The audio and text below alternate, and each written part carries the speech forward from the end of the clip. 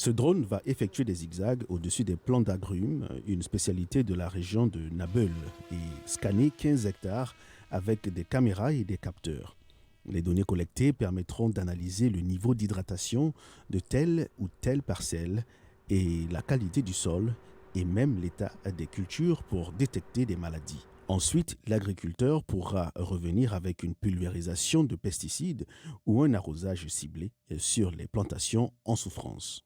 Nous offrons un outil d'aide à la décision. On donne aux agriculteurs des recommandations et nous leur disons, à la vue de toutes les données, avec le profil de la plante, son âge et la nature de la terre, ce qu'il faut qu'ils fassent pour atteindre les rendements qu'ils veulent réaliser.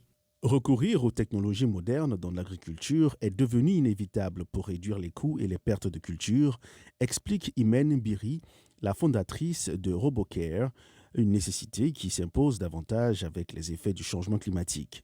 La Tunisie, le Maroc, l'Algérie et la Libye figurent dans le top 33 mondial des pays confrontés à un stress hydrique qui s'aggrave d'année en année, selon l'Institut américain World Resources Institute. Ça veut dire qu'on n'a plus les saisons d'avant.